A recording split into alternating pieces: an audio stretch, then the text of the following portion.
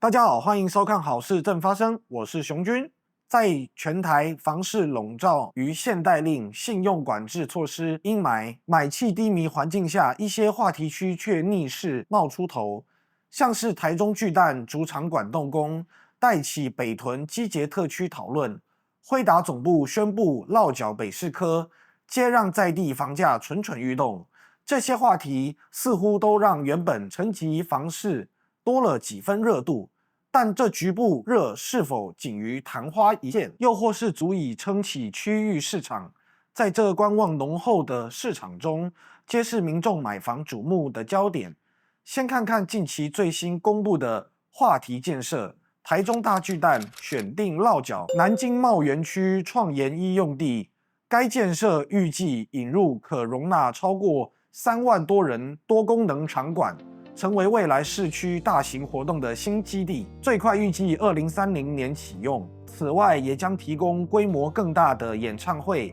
大型展演活动、国际赛事使用。周边同步新建旅馆、百货商场与运动产业、创新研究等专区。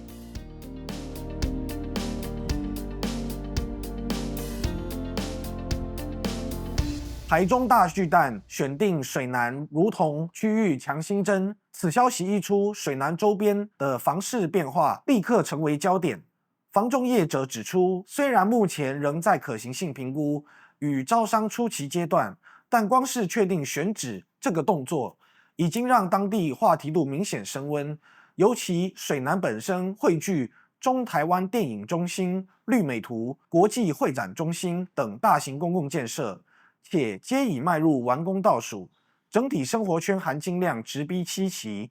未来再加上大巨蛋题材，各界看好有望提升整体区域机能。不过，专家提醒，目前水南开发仍需时间累积，实际建设是否能如期落地，带来人流效果如何，皆会对房价的支撑力道产生变数。至于这波热潮能否持续，仍需看人口移入、产业机能是否真正成型。且一般来说，体育馆通常是锦上添花的加分设施，能否带动周边房价走扬，仍需搭配商业开发、交通建设等多元条件。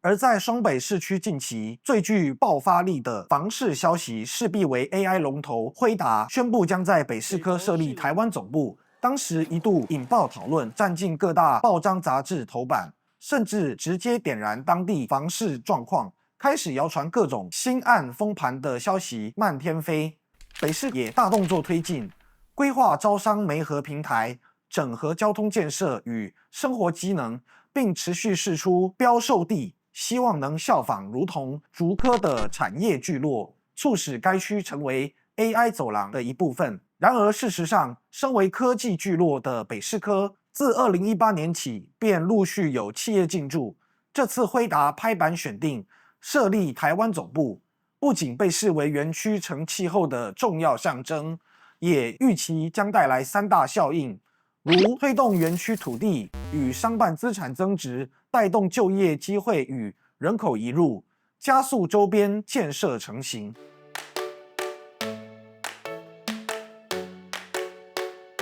因北市科区段尚未有大量住宅释出，加上土地使用管制严格，因此虽有科技题材的加持，实际居住人口的成长和周边的影响程度仍有待时间验证。题材能撑房价多久，还得看实质税线。其实回顾这些案例可发现，无论是大巨蛋、科技园区，或是企业进驻，只要有话题的区域，就容易吸引买方的目光，甚至成为媒体报道的素材之一。但我们思考热潮过后，若无实质的因素或建设的支撑，包含人口移入、产业就业机会、基础设施完善等条件未到位，最终可能落入炒完就冷的循环。再加上目前国内的房市政策风向尚未松绑，因此就算有科技题材支撑，或许在短期内仍无法成为决胜负的关键。但未来随着基础的建设陆续完善，再有效结合科技产业题材，区域市场仍有机会脱颖而出。因此对买方来说，目前寒冬中被点燃的这些区域，或许暂时是值得被关注的潜力地段，但若因短期话题而造进，恐有较高的风险存在。整体来说，目前房市观望气氛还是很浓厚，建设话题虽然能点火，但是能否烧出真正的需求与价值，终究得交由时间来证明。谢谢大家收看，我们下次见，拜拜。